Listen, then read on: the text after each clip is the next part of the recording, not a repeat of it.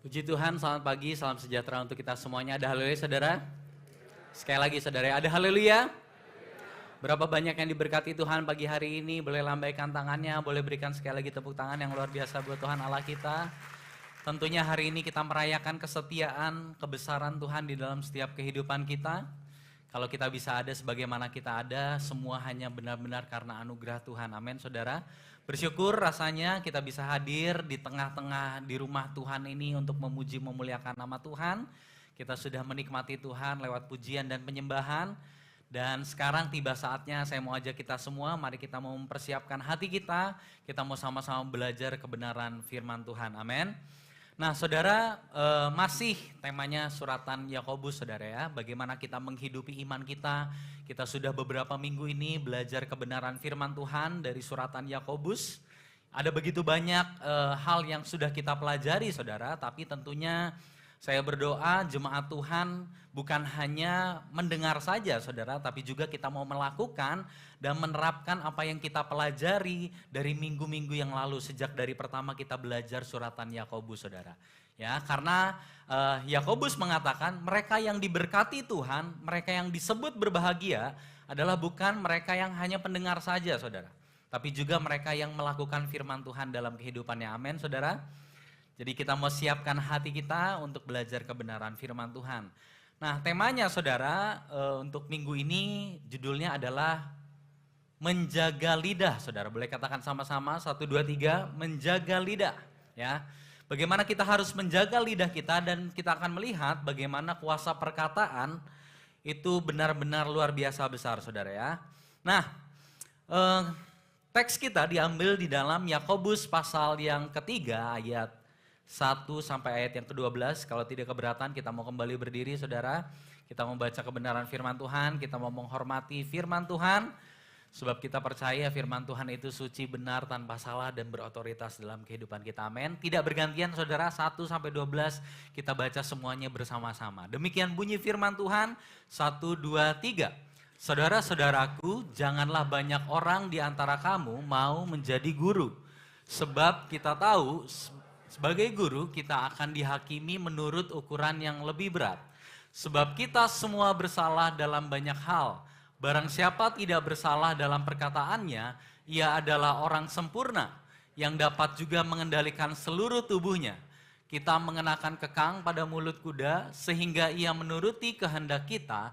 Dengan jalan demikian kita dapat juga mengendalikan seluruh tubuhnya. Dan lihat saja kapal-kapal walaupun amat besar dan digerakkan oleh angin keras, namun dapat dikendalikan oleh kemudi yang amat kecil menurut kehendak jurumudi. Demikian juga lidah, walaupun suatu anggota kecil dari tubuh, namun dapat memegahkan perkara-perkara besar. Lihatlah betapapun kecilnya api, ia dapat membakar hutan yang besar. Lidah pun adalah api.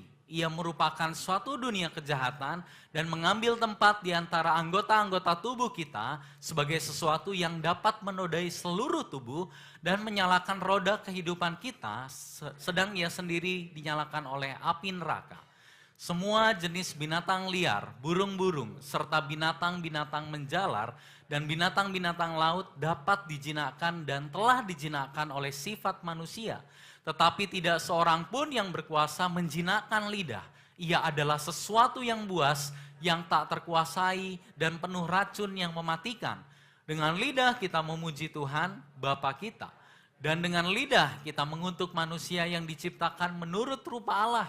Dari mulut yang satu keluar berkat dan kutuk. Hal ini saudara-saudaraku tidak boleh demikian terjadi. Adakah sumber memancarkan air tawar dan air pahit dari mata air yang sama? Saudara-saudaraku, adakah pohon ara dapat menghasilkan buah zaitun dan adakah pokok anggur dapat menghasilkan buah ara?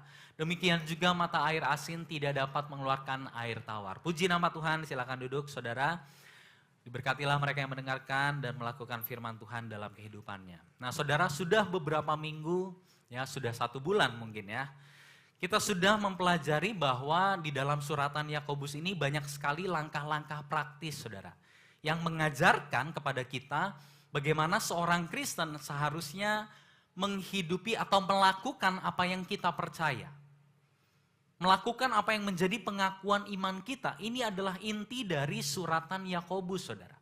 Bagaimana iman itu bukan hanya di bibir saja, bagaimana iman kita kepada Tuhan bukan hanya pengakuan kita saja, tapi hal itu terlihat dari perkataan, pikiran, kehendak, kelakuan kita, saudara.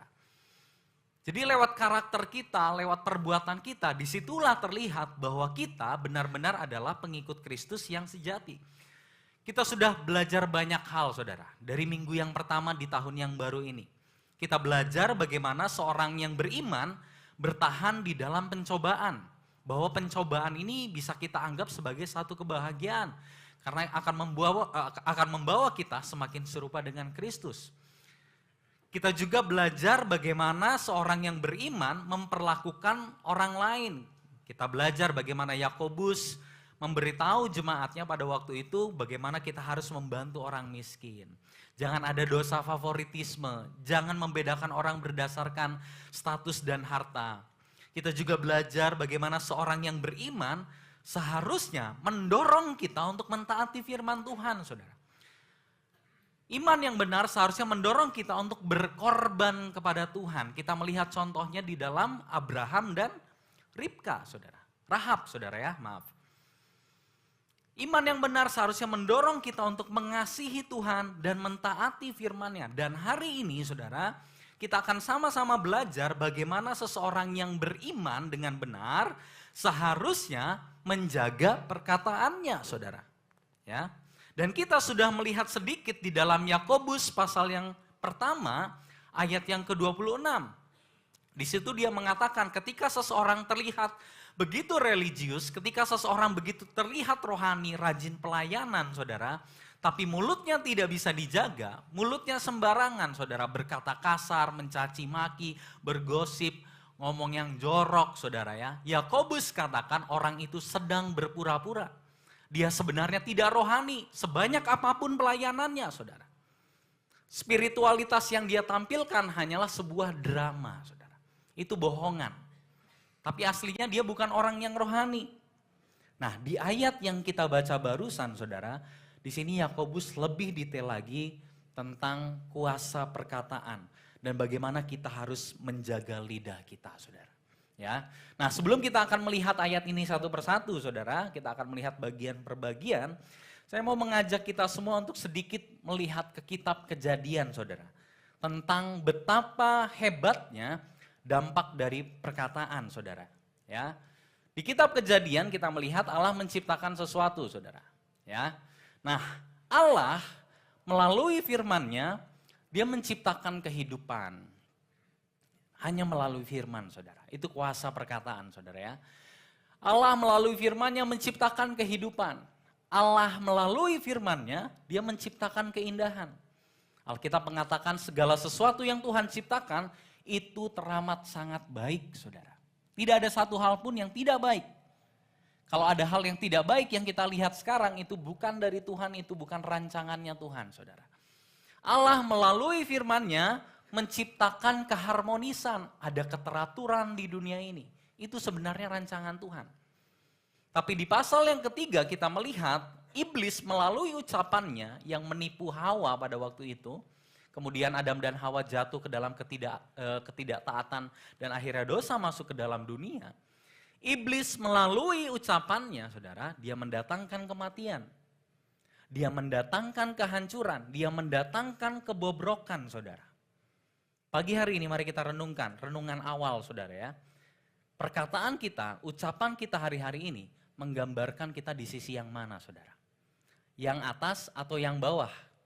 Perkataan kita menggambarkan Allah atau perkataan kita menggambarkan bahwa kita adalah gambarannya Allah, atau perkataan kita yang kita ucapkan sehari-hari menggambarkan bahwa kita adalah anak-anak iblis. Perkataan kita apakah menciptakan kehidupan, keindahan, keharmonisan, atau ucapan kita akhir-akhir ini mendatangkan kematian, kehancuran, dan kebobrokan, saudara. Itulah kuasa dari perkataan, luar biasa, saudara. Ya, bahkan bisa membunuh orang. Ya, nanti kita akan melihat contoh-contohnya. Nah, saya yakin saudara kita semua tahu betapa besarnya kuasa dari perkataan ini. Betul, saudara ya. Perkataan bisa memberkati, tapi perkataan juga lewat lidah yang sama itu bisa menghancurkan orang lain, saudara. Lewat perkataan ada yang terluka, tapi lewat perkataan ada yang merasa dicintai, saudara. Lewat perkataan, lewat satu lidah, seseorang bisa tumbuh pengharapannya. Tapi lewat lidah yang sama, saudara, perkataan bisa mendatangkan kehancuran. Nah, pagi hari ini kita akan melihat bagaimana seharusnya orang beriman menyadari, saudara, besarnya kuasa perkataan dan bagaimana kita harus menjaga lidah kita. Amin. Yang siap belajar katakan haleluya. Nah, kita akan melihat bagian yang pertama, saudara ya. Apa yang Yakobus katakan tentang perkataan, saudara. Dan apa yang terjadi di jemaatnya pada waktu itu, saudara. Saudara-saudaraku, janganlah banyak orang di antara kamu mau menjadi guru. Sebab kita tahu bahwa sebagai guru kita akan dihakimi menurut ukuran yang lebih berat, saudara. Sebab kita semua bersalah dalam banyak hal. Nah, kalau kita baca ayat yang pertama ini, saudara, dan ayat yang kedua, ada satu versi lain, ya, bahasa Indonesia yang versi yang lain, terjemahan yang lain, di situ dikatakan begini, jangan lagi ada banyak dari antara kalian, saudara-saudaraku, yang menjadi pengajar. Apa maksudnya? Nanti kita akan lihat. Karena kalian tahu bahwa kita akan menerima penilaian yang lebih berat. Jangan lagi ada sesuatu yang terjadi di sini, saudara. Nah, lewat perkataan Yakobus ini mengindikasikan ada dua hal yang terjadi pada waktu itu. Supaya kita memahami konteksnya, saudara. Yang pertama, pada waktu itu ketika Yakobus menulis surat ini, ada orang-orang yang mencari kehormatan, status, ya, melalui apa? Melalui pelayanan, saudara. Khususnya pelayanan firman. Orang mencari hormat, orang mencari rasa berharga, ingin dihormati, itu lewat pelayanan, saudara. Dari dulu sudah terjadi dan sampai sekarang masih terjadi, saudara. Yang kedua, saudara, ada beberapa orang di jemaatnya, saudara, yang bersikap menggurui dan arogan, saudara. Padahal dia sendiri pun punya banyak kesalahan. Dia ngerasa yang paling benar, semua harus ikut standarnya dia. Nah, terhadap sikap-sikap yang seperti ini, saudara, Yakobus katakan jangan lagi lakukan. Jangan lagi ada hal-hal yang seperti ini, saudara. Jangan lagi kamu mencari hormat atau status lewat pelayanan. Jangan lagi kamu menggurui orang dengan arogan, padahal kita sendiri, khususnya lewat perkataan kita melakukan banyak sekali kesalahan, saudara. Bahkan Yakobus sendiri pun mengatakan kita melakukan kesalahan. Artinya Yakobus sendiri pun tidak luput dari kesalahan itu, saudara. Jadi Yakobus bilang stop lakukan hal ini. Karena apa? Karena orang yang beriman tidak melakukan hal-hal yang seperti ini. Orang yang beriman tidak mencari hormat atau status lewat pelayanan, khususnya pelayanan firman, saudara. Orang-orang yang beriman tidak menggurui orang dengan arogan, tapi belajar dengan kerendahan hati. Apa alasannya, saudara? Yakobus mengatakan kita harus stop. Jemaatnya pada waktu itu harus stop dengan hal-hal yang seperti ini. Alasan yang pertama, saudara, pengajar firman akan dituntut pertanggungjawaban yang jauh lebih besar, saudara. Di situ dikatakan sebab kita tahu bahwa sebagai guru kita akan dihakimi menurut hukuman yang lebih berat. Nah, kita sudah pernah belajar bersama-sama, saudara. Yakobus ini sedikit banyak itu banyak mengambil ajaran-ajarannya Tuhan Yesus sendiri. Dan ini sejalan dengan ajarannya Tuhan Yesus. Di dalam Lukas pasal 12 ayat yang ke-48. Mari kita baca sama-sama, 1, 2, 3. Setiap orang yang kepadanya banyak diberi, daripadanya akan banyak dituntut.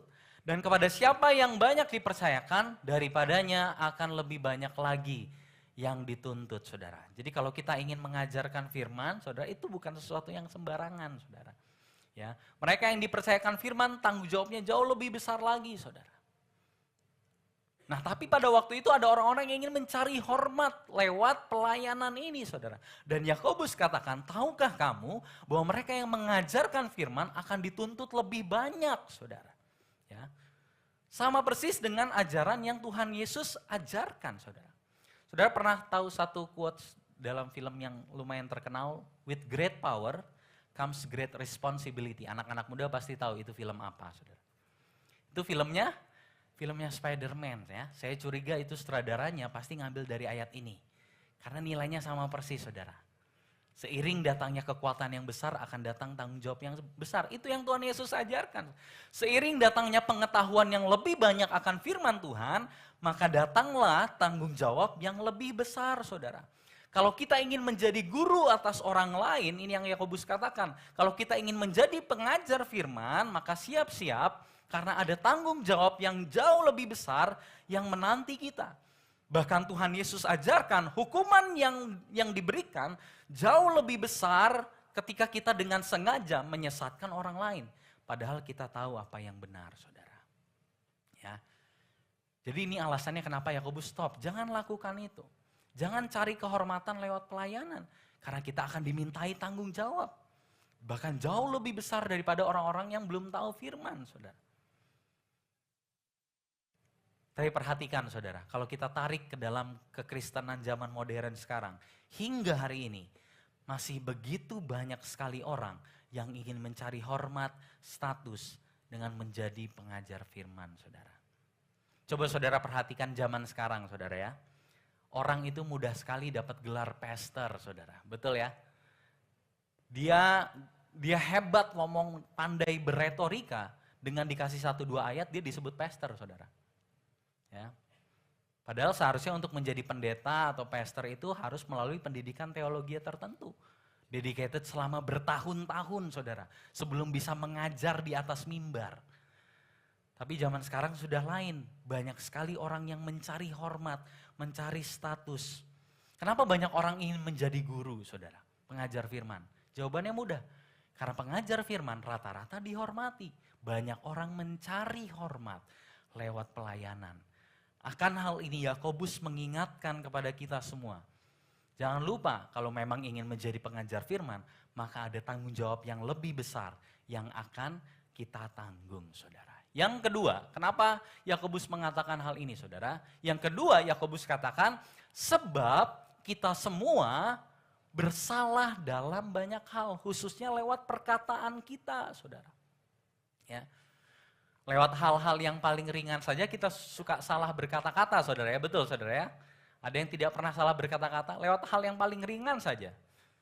Saya juga ingat dulu waktu pengumuman di atas mimbar saya suka salah ngomong, saudara. Yang WL waktu bacain pengumuman begitu tegang, saudara ya. Baca ayat Romawi itu baca angka Romawi itu satu tantangan besar, saudara. Dia bingung ini berapa ya? 15 atau 6 atau 9, saudara.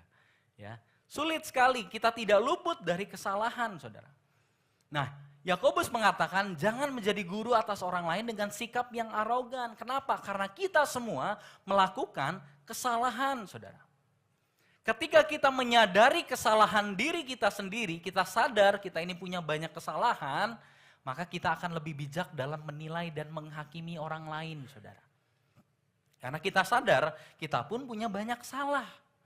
Dan ini saudara sekali lagi sejalan dengan apa yang Yesus ajarkan di dalam Lukas pasal 6 ayat 41. Melihat selumbar di mata teman, wah paling kenceng ngomongnya saudara. Ada sesuatu itu dalam hidupmu. Tapi kita lupa balok di mata kita sendiri. Ya. Nah ketika kita merasa diri benar, ketika kita merasa diri lebih baik dari orang lain karena orang lain melakukan kesalahan, padahal kita pun banyak melakukan kesalahan, ketika kita berusaha menggurui orang lain dengan sikap arogansi, saudara, Yakobus katakan ini adalah indikasi bahwa kesalehan yang kita perlihatkan adalah sebuah kebohongan, saudara. Karena orang beriman tidak melakukan hal yang demikian. Tidak berusaha menggurui orang lain sedangkan dirinya sendiri punya banyak salah. Dan tanpa kita sadari, saudara, ketika kita melakukan hal ini, ya, kita itu sedang melukai orang lain dengan sikap arogansi kita. Betul, saudara ya? Saudara ngerasa sebel nggak kalau ada orang yang menggurui saudara, tapi saudara tahu dia sendiri punya banyak salah, saudara. Ya, apalagi yang mengajarkan firman Tuhan. Jadi waktu saya merenungkan hal ini, biarlah ini menjadi perenungan kita semua. Juga bagi saya pribadi sebagai pengajar firman, saudara. Ya. Bahwa kita tidak boleh main-main dalam mengajarkan kebenaran, firman Tuhan. Kita akan dimintai pertanggungjawaban yang lebih. Ya, bagi yang suka mengajarkan firman di persekutuan doa, rayon, mari kita emban tugas ini dengan penuh tanggung jawab. Amin, saudara. Ya, jadi mari kita renungkan, apakah ada dari antara kita yang suka sekali menggurui orang lain, saudara. Ingat, kita akan dimintai pertanggungjawaban yang jauh lebih besar. Amin. Nah, kemudian kita akan melihat, saudara, di ayat yang selanjutnya, ayat 2b, bagaimana orang yang mampu mengendalikan lidah itu adalah tanda bahwa ia adalah orang yang dewasa secara rohani, saudara. Ya, barang siapa tidak bersalah dalam perkataannya, ia adalah orang sempurna yang dapat juga mengendalikan seluruh tubuhnya. Luar biasa, saudara. Orang yang bisa mengendalikan lidahnya, dia bisa mengendalikan seluruh tubuhnya, saudara. Sesuatu yang kecil bisa mengendalikan sesuatu yang begitu besar. Jadi mengendalikan lidah itu tanda kedewasaan rohani, saudara. Nah, Yakobus tadi di awal katakan semua orang pernah melakukan kesalahan. Kalau ada orang yang tidak melakukan kesalahan dalam perkataannya, saudara, maka ia adalah orang yang sempurna. Atau dia menggunakan bahasa teleos. Teleos itu artinya dewasa, saudara. Dewasa secara rohani. Nah, ayat ini, saudara, mengajarkan kita dua hal. Yang pertama, menjaga perkataan adalah sesuatu yang sulit, saudara. Betul apa betul, saudara? Menjaga perkataan itu sesuatu yang tidak mudah. Kita semua melakukan kesalahan dalam hal perkataan tentang diri kita sendiri, saudara. Contoh, perkataan sombong, flexing sana-sini, kesaksian di gereja, saudara, tapi isinya flexing, saudara. Ya, wah saya puji Tuhan, saya diberkati Tuhan ini. Jadi siapa yang dimuliakan dalam kesaksian ini, saudara ya? Kita melakukan kesalahan dalam hal perkataan tentang diri kita sendiri. Kita berlebihan tentang diri kita sendiri. Kita juga melakukan kesalahan dalam hal perkataan tentang orang lain, saudara. Kita mengkritik orang lain, tapi tujuannya bukan untuk membangun. Kita dengan sengaja negur orang itu di depan banyak orang, bukan supaya dia bertobat, supaya dia malu, saudara. Itu yang kita lakukan. Kita menyakiti orang dengan perkataan kita. Kita gosip orang lain, kita fitnah orang lain, ya. Kita berasumsi tentang orang lain tanpa kita mau dengar dulu penjelasan dari pihak yang sebelah sana, saudara. Tapi kita sudah langsung menyimpulkan. Kita menyakiti orang dengan perkataan kita. Bullying, verbal abuse, itu semua kita lakukan. Cacian, makian, itu semua kita lakukan. Itulah sebabnya mengendalikan lidah adalah tanda kedewasaan rohani, saudara. Kemampuan kita untuk menjaga perkataan kita adalah tanda kedewasaan rohani kita. Kenapa ini adalah tanda kedewasaan rohani? Karena ini bukan sesuatu yang mudah, saudara. Tadi di awal sudah saya singgung Yakobus 1 ayat 26. Ketika kita tidak mampu mengontrol perkataan kita, maka ritual keagamaan yang kita lakukan, pelayanan yang kita lakukan, saudara, sehebat-hebatnya pelayanan kita, maka yang kita lakukan hanyalah sebuah pertunjukan rohani. Itu cuma pura-pura, saudara. Ya. Tapi tanda orang beriman sejati adalah mereka yang mampu menjaga perkataan. Kenapa, saudara? Karena mereka yang mampu menjaga perkataan, mereka pasti bisa mengendalikan seluruh tubuh dan hidupnya. Dan Yakobus memberikan hal ini dengan dua gambaran, saudara. Ya. Yang pertama ada gambaran kekang pada mulut kuda. Yang kedua ada gambar kemudi di kapal, saudara. Ketika kita mengenakan kekang pada mulut kuda, ia menuruti kehendak kita dan kita dapat mengendalikan seluruh tubuhnya. Kuda itu sesuatu yang tidak mudah untuk dikendalikan, saudara. Ya. Tapi dengan satu alat kecil itu, saudara, bahasa Inggrisnya bridle. Kalau ini ya kekang kuda, saudara ya. Alat yang kecil ini bisa mengendalikan seluruh kuda. Sama dengan kemudi kapal. Berapa kali lipat perbandingannya dengan tubuh kapal, saudara, kemudi kapal ini. Kecil sekali, saudara. Ya. Jadi walaupun kapal besar digerakkan oleh angin keras, tapi bisa dikendalikan oleh kemudi yang amat kecil. Perhatikan, saudara. Sesuatu yang kecil bisa mengontrol yang besar. Ketika kita mampu mengendalikan lidah kita, Yakobus katakan kita pasti mampu mengendalikan hidup dan tubuh kita sendiri. Karena lidah itu sesuatu yang liar dan beracun, tidak mudah untuk ditaklukkan. Bahkan kita nanti akan melihat lidah itu sesuatu yang mustahil untuk kita taklukkan, saudara. Ya. Jadi apa yang mau Yakobus katakan lewat kedua gambaran ini, saudara?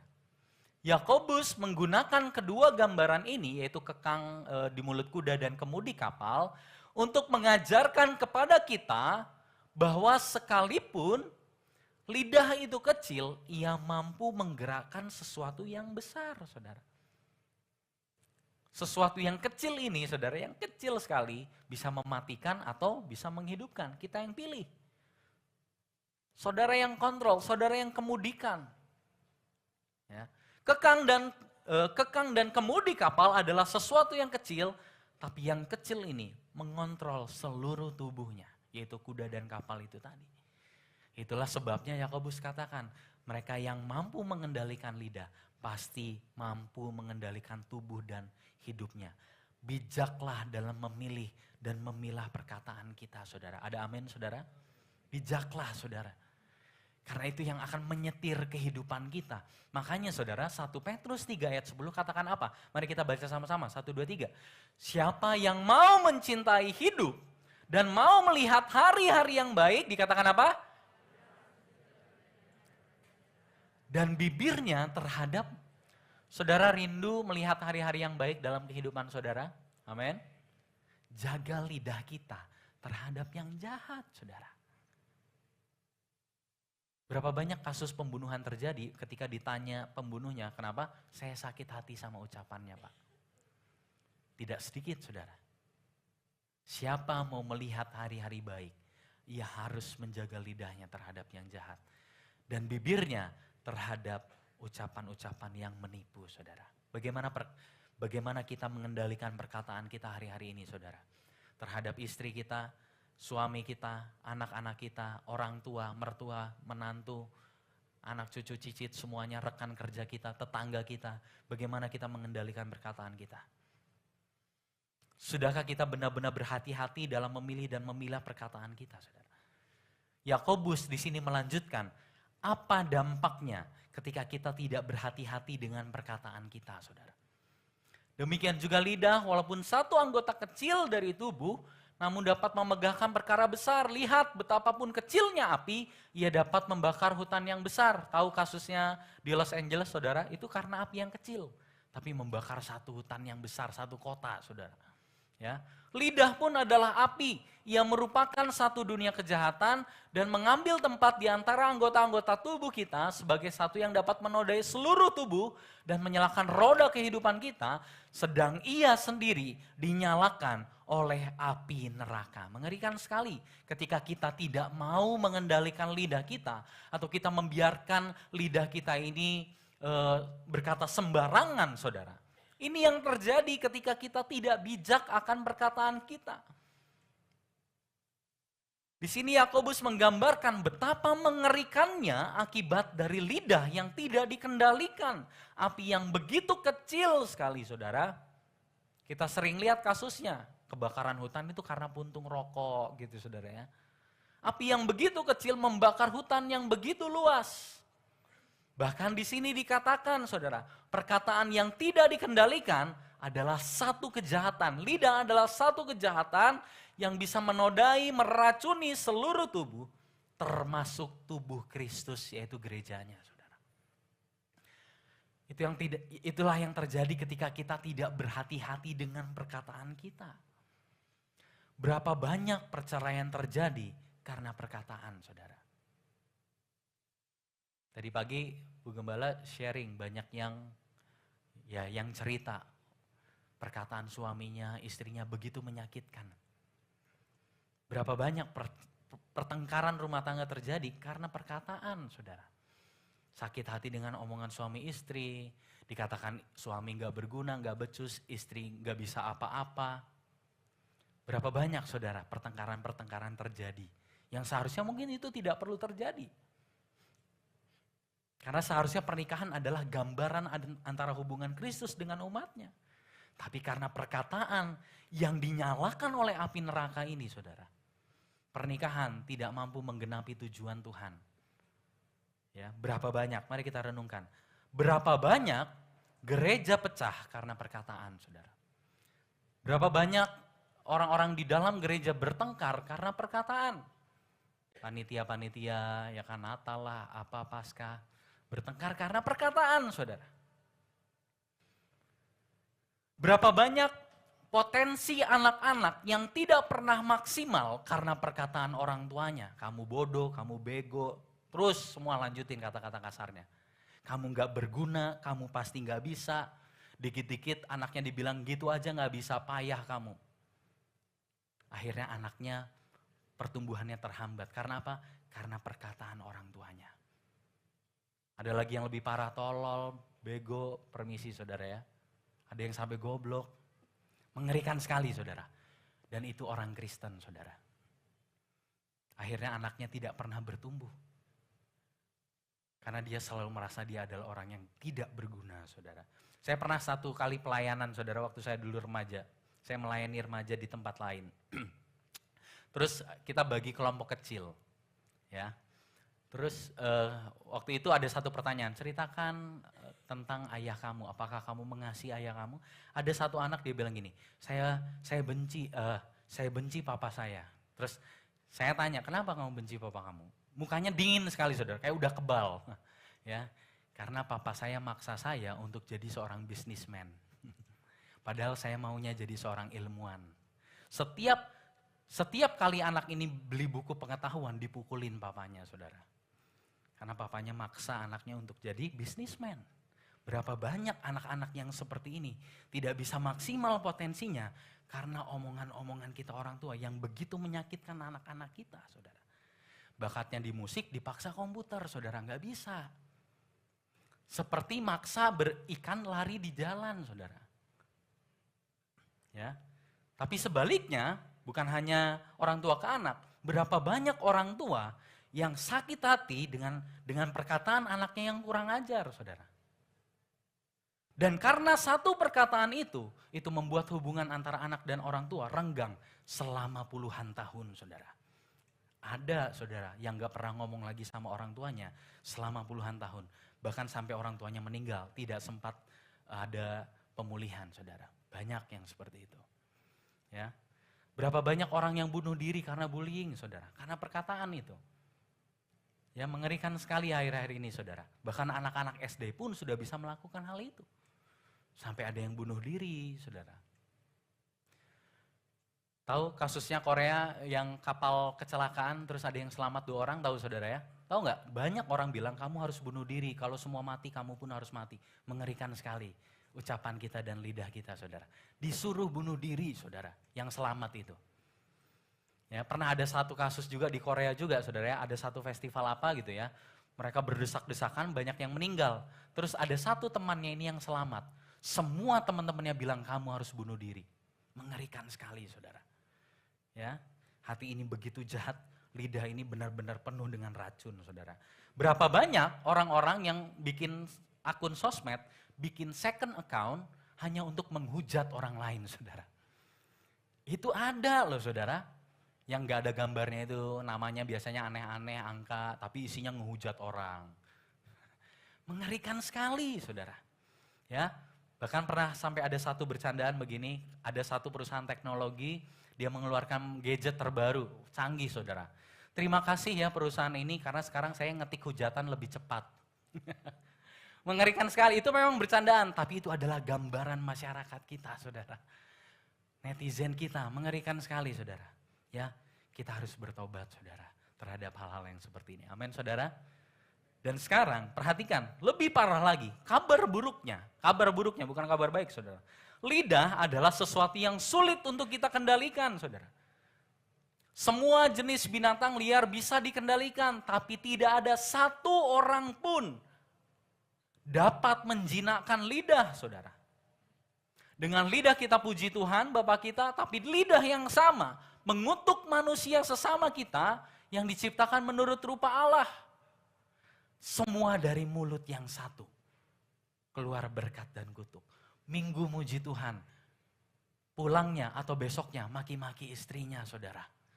Dari mulut yang sama saudara. maki-maki anaknya, maki-maki tetangganya. Tapi datang ke gereja, angkat tangan, muji Tuhan, saudara. Itu yang dikatakan oleh Yakobus, ibadahmu sia-sia, saudara. Ya. Dan Yakobus katakan, perhatikan, hal ini saudara-saudaraku tidak boleh demikian terjadi. Yakobus katakan hal-hal yang seperti ini gak boleh terjadi, saudara. Saudara coba renungkan, lihat betapa frustrasinya kita. Kenapa saya katakan betapa frustrasinya kita? Tadi di atas Yakobus katakan tidak ada seorang pun yang bisa mengontrol lidah. Kita semua berdosa dengan lidah kita. Tapi di saat yang sama Yakobus orang yang sama bilang begini, tapi kamu juga gak boleh melakukan dosa-dosa lidah loh. Ngerti maksudnya saudara ya? Kita tidak boleh berdosa akan lidah kita, tapi Yakobus bilang, tapi kamu tidak mungkin tidak berdosa. Betapa frustasinya itu saudara. Ya. Saya dilarang melakukan sesuatu yang saya sendiri tidak bisa mengendalikannya, saudara. Kamu nggak boleh untuk orang lain mencaci maki orang lain, tapi Yakobus katakan kita pasti akan melakukan itu. Kita semua pernah melakukan itu, saudara. Dan ke depannya kita tidak pernah tahu apakah kita akan melakukannya itu lagi, saudara. Dan Yesus di saat yang sama, saudara, mengajarkan setiap ucapan kita akan kita pertanggungjawabkan di hadapan Allah. Mengerikan sekali, saudara ya. Kita tidak bisa berbuat apa-apa atas lidah kita, tapi Tuhan bilang kamu akan diadili menurut ucapanmu. Mengerikan, saudara ini. Loh Tuhan, bahkan gini, saudara. Kita mau mengekang lidah pun, kita selalu kepleset, saudara. Kita menyakiti orang lain. Betapa frustasinya kebenaran ini, saudara. Ini seperti mission impossible bagi kita sebenarnya. Karena kalau kita merenungkan kehidupan kita, kita lebih mudah menyinyirin orang lain, betul saudara ya. Kita lebih mudah gosipin orang lain, kita lebih mudah berkata yang buruk tentang orang lain, kita lebih mudah memaki orang lain, saudara. Daripada memberikan pujian yang tulus. Kenapa ini bisa terjadi, saudara? Pernah saudara, aduh saya pengen bertobat dari kata-kata kasar. Tapi terus menerus kita lakukan. Ya, kita tahu ini tidak boleh demikian terjadi. Tapi di saat yang sama kita tahu sulit bagi kita bahkan mustahil untuk mengendalikan lidah kita. Nah kenapa kita cenderung lebih mudah berdosa lewat perkataan kita? Jawabannya ada di ayat yang terakhir saudara. Adakah sumber memancarkan air tawar dan air pahit dari mata air yang sama? Saudara-saudaraku, adakah pohon ara dapat menghasilkan buah zaitun dan adakah pokok anggur dapat menghasilkan buah ara? Demikian juga mata air asin tidak dapat mengeluarkan air tawar. Apa maksudnya saudara? Ini bicara tentang hati kita. Perkataan kita itu berasal dari hati kita saudara. Perkataan yang buruk itu berasal dari hati yang busuk saudara. Mau digimanapun orang itu pasti gak akan tahan untuk berkata-kata kotor. Karena hatinya busuk, saudara. Itulah gambaran kita. Makanya air asin gak bisa mengeluarkan air tawar. Sumbernya asin soalnya, saudara. Ketika kita nanam pohon apel, pasti berbuah pohon apel. Tidak mungkin yang lain. Ketika hati kita busuk, tidak heran kenapa perkataan kita busuk, saudara. Kenapa perkataan kita menyakiti orang lain. Menyakiti anak dan istri kita, suami kita, orang tua kita. Karena hati kita busuk, saudara. Dosa lidah kalau kita perhatikan, saudara, bukan hanya sekedar ketidakmampuan kita untuk mengendalikan lidah kita. Tidak. Bukan hanya sekedar orang itu gak bisa jaga mulutnya. Bukan hanya sekedar itu, saudara. Tapi ini permasalahan yang begitu serius dan begitu dalam. Permasalahannya adalah hati kita yang busuk, rusak karena dosa. Mau sepandai apapun, sebesar-besarnya tekad kita untuk menjaga mulut kita, selama hati kita busuk, kata-kata yang keluar pasti akan selalu busuk, saudara. Pohon ara tidak mungkin menghasilkan buah zaitun, saudara. Pohon anggur tidak mungkin menghasilkan buah ara. Demikian hati yang busuk tidak mungkin menghasilkan perkataan yang baik, saudara. Tidak mungkin. Ya, kita mungkin waktu kita dengar tadi di awal-awal, kita mungkin berusaha untuk puasa berkata-kata. Kalau gitu saya puasa deh, berkata-kata 100 hari. Gak mau ngomong, saudara. Tapi waktu istri atau suaminya bikin kesalahan, dia mencaci maki dalam hatinya, saudara. Puasa, ngomongnya puasa, tapi dalam hati nggak puasa. Ngomong kasarnya nggak pernah puasa. Sama berdosanya di hadapan Tuhan. Saya mau berhenti mengumpat orang deh. Saya tahan kata-kata saya lakbanin. Jadi pergi kemana-mana dilakban gitu saudara ya. Terus ada yang motong jalannya, meso-meso dalam hati saudara. Sama aja saudara. Itulah hati yang busuk. Tidak akan mungkin bisa menghasilkan perkataan yang baik. Yesus dalam Matius 15 ayat 19 katakan apa? Dari hati timbul segala pikiran jahat, pembunuhan, perzinahan, percabulan, pencurian, sumpah palsu, dan hujat saudara. Itu dari dalam hati yang jahat. Hati itu menggambarkan pusat kehidupan. Hati itu menggambarkan siapa kita yang sebenarnya saudara. Dan Alkitab mengatakan identitas kita di luar Kristus adalah orang berdosa. Orang berdosa pasti akan menghasilkan perkataan yang penuh dosa. Tidak mungkin tidak saudara. Jadi permasalahannya adalah hati kita yang busuk sekali lagi. Saya nggak tahu ngomong busuk udah berapa kali ini saudara ya. Gak bisa diangetin supaya gak busuk gitu, gak bisa saudara. Dan karena masalahnya adalah hati kita yang rusak, hati kita yang kotor, maka solusinya bukan modifikasi perilaku. Saudara tahu maksudnya modifikasi perilaku tuh gini, seperti yang tadi saya contohkan, oke, saya mau puasa 30 hari tidak berkata-kata. Itu namanya modifikasi perilaku. 30 hari kita mungkin doing good gitu, oke. Tapi sampai berapa lama kita akan bertahan? Tidak mencaci maki, tidak gosip, tidak memfitnah orang lain, tidak berkata yang buruk. Sampai berapa lama? Gak mungkin tahan. Itu namanya modifikasi perilaku. Karena modifikasi perilaku tidak akan pernah bisa menyelesaikan permasalahan hati, saudara. Kita mau buat goal tidak ngomong kasar, pasti saya jamin hanya akan tahan beberapa bulan, saudara. Kenapa? Karena kita hanya berusaha untuk memodifikasi perilaku aja. Tapi hatinya tidak pernah diubahkan. Hatinya tidak pernah bertobat. Ingat, sumber air asin tidak akan pernah bisa menghasilkan air tawar. Selama hati kita tidak diubahkan, kita akan lelah bikin gol-gol dalam kehidupan kita, saudara. Saya nggak mau mukul lagi, saya nggak mau ngomong kasar, kambuh lagi. Tahun depan, tahun 2026, bikin lagi golnya, saudara. Tapi hati kita nggak pernah bertobat, kita tidak akan pernah melihat perubahan yang sejati dalam kehidupan kita. Lalu apa solusinya? Ini yang terakhir saudara, sebagai penutup. Kalau kita renungkan saudara ya, kayaknya ini sesuatu yang begitu sulit saudara. Ya, apalagi Yakobus katakan, tidak seorang pun yang bisa mengendalikan lidah. Tapi di saat yang sama, kamu gak boleh dosa dengan lidahmu. Nah terus gimana dong? Ya, saya gak boleh dosa dengan lidah, tapi saya gak bisa mengendalikannya sendiri. Itu kabar buruk bagi kita saudara. Ya, tapi saya mau katakan, di dalam Kristus, kita bukanlah orang-orang yang tanpa pengharapan. Amin, saudara. Saudara kalau lihat baca kitab Kejadian yang tadi saya bawa kita semua ke kitab Kejadian, kita melihat Allah melalui firman-Nya menciptakan langit, bumi, dan isinya. Semuanya begitu indah, baik, dan harmonis. Tapi kemudian ada iblis yang menggunakan ular lewat perkataan yang menipu, akhirnya dosa masuk ke dalam dunia dan semuanya hancur. Kita semua saling menyakiti dengan perkataan kita. Terlihat dari Adam yang mulai menyalahkan istrinya, saudara. Ya, itulah sebabnya kita suka nyalah-nyalahin orang lain, saudara.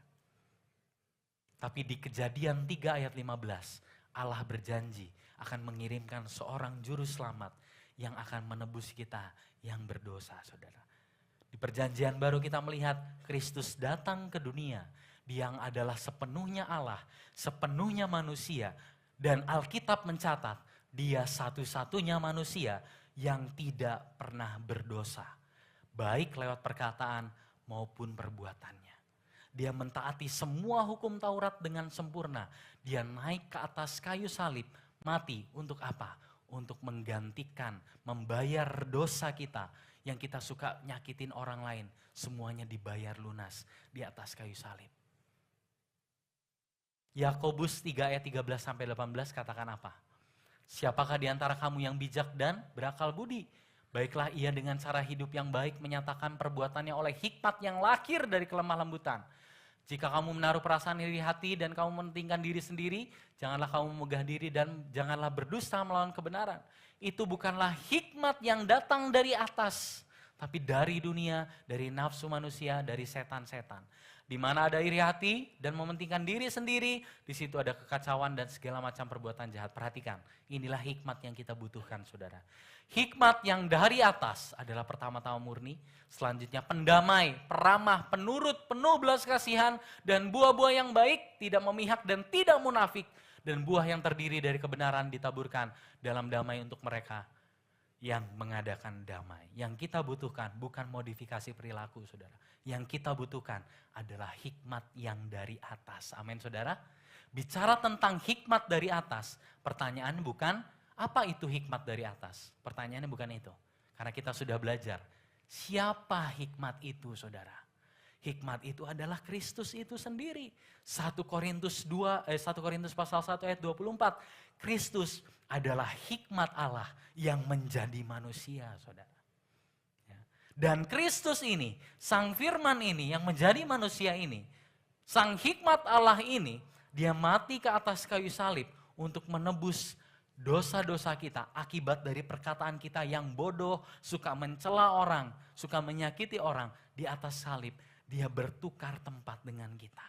Dan Kolose 2 ayat 2-3 katakan apa? Semua kekayaan dan hikmat bisa kita temukan di dalam pribadi Kristus. Sang hikmat itu sendiri.